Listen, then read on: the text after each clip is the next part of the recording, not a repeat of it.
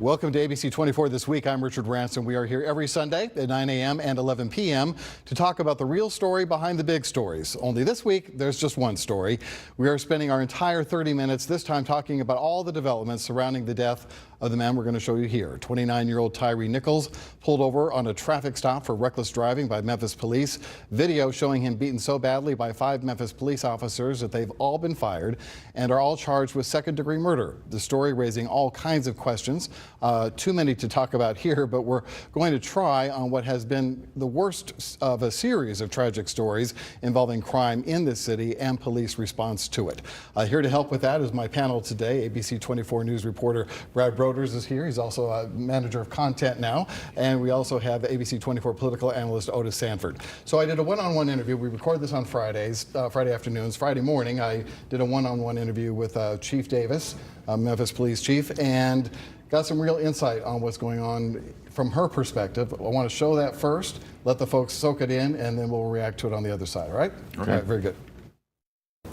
That has to be incredibly frustrating. Everybody wants to know the why, but you almost feel in this case, the city needs to know. The city needs to know the why. And one day we might find out the why, with subsequent and concurrent investigations going on at the same time, at some point the police department's hands are off from probing any further. I'm hoping that we figure out why. And it was not a good feeling for me to tell, Ms. Wells, that this video is not going to help you understand why. Because you see what the most egregious part of that night was happening on that video. It's almost like most of the time officers go from 1 to 5 and then, at the highest 10. This video starts off at about a 10, which is very confusing. You had said that more action may be taken against other officers. Can you be more specific? Yes. Anytime, in my past, anytime I do an investigation on officers that may have had, some type of egregious infraction or just an infraction in general, I always look at other people that may have been culpable in that instance.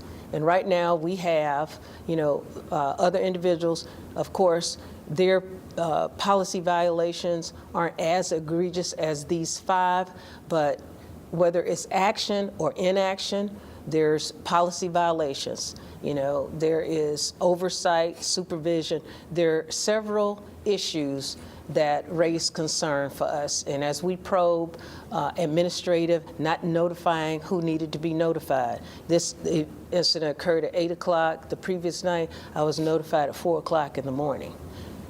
These are the kind of things that are breakdowns in communication, even, at the higher levels. So we're looking deeply into that. So it sounds like what you're saying is it doesn't matter how high up the chain the accountability needs to happen, it's going to happen. Absolutely. Because ultimately, I'm accountable. I've always been an accountable leader. I've never faced a situation like this before in my entire career. I've never had to get out of my bed because someone was in the hospital and no one could explain to me why this person was in anything that made sense to me. To get up on a Sunday morning and come in to see for myself what occurred, that previous night. The DA in his news conference yesterday seemed to call you out for not being there. Yeah. I heard it and I thought, it just hit me funny. Yeah. So I want to know, is there any there? Yeah. Did you choose not to come? Were you invited and chose not to come? Right. Was there a reason why you were not there? Oh, so, I'm just going to tell you what my feeling was about that. In all my years, anytime I plan a press conference or anytime another entity plans a press conference, they invite the individuals that they want on the stage with them to the press conference. They give you a run of show. They say who's speaking, who's not speaking, and they tell you exactly where you stand. I was not invited to the press conference. So it surprised me just as much as it surprised everybody else when I was sort of called out that, where is the chief? If I was invited to that press conference, I would have absolutely been there. I didn't know if that was an oversight, that the new district attorney didn't know that invitations were supposed to be sent out, or if it was intentional that this press conference was to be for the TBI and the DA, and we were basically left out. So his response was very surprising to me. Okay. What specifically is being reviewed to reform the hiring practices? There's such pressure on you right now to recruit officers. Yeah. You're just treading water. You're not able to gain any traction there. Right. And I just wonder, how much are you looking at the recruiting process, especially when you look at how long those 5 officers have been on the force? Yes. So when I got here, I did change the hiring process. You know, I've been here a little over a year and a half, but one of the things I changed in the hiring process was to stop hiring officers on a waiver. When you hire officers on a waiver, that means that they have something that could be, you know, a blemish or a tarnish, you know, kind of background. You have to go down to Nashville, go before, you know, the state board and beg to hire this officer. When I came, we hire no one now unless they have a clean background. What I've got to do here in the Memphis Police Department is take a deeper dive into the culture. You know, the saying that you can't rebuild Rome in a day, we have to look at the culture of our department. We have to be honest. These Scorpion teams aren't the only teams that operate the way they do. I have several specialized units.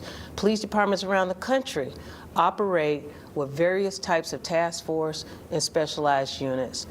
I still think that we need to look at all of them. I don't want to take for granted that everybody is being supervised appropriately, they're being held accountable, and we plan to have the International Associations of Chiefs of Police, who's partnering with the Department of Justice. I spoke to them last night, and they said, CJ, we'll be glad to come down and take a deep dive for you. So there will be boots on the ground for an independent evaluation, not just of these units, but also of all of the other specialized units, so that we don't have these types of incidents that just completely turn our city upside down. Coming to Memphis, my main concern was, how do we change the narrative about a city that has so much great history? I consider great history.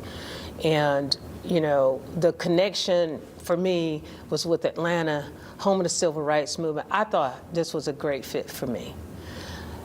But Memphis is a heavy lift. We have crime, and I knew that.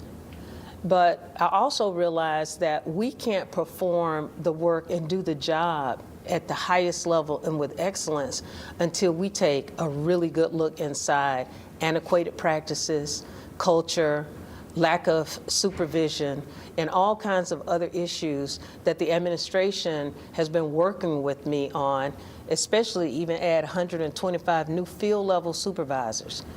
That's one of the issues that has raised concern for me from day one, that the department was woefully undersupervised. If we had supervisors, boots on the ground with these officers, then someone could have intercepted what happened. And that's hindsight at this point, but I know that the city is working quickly to help me fill those 125 supervisor positions so that we can have supervision appropriately. Moving forward, you know, the nation is looking at us.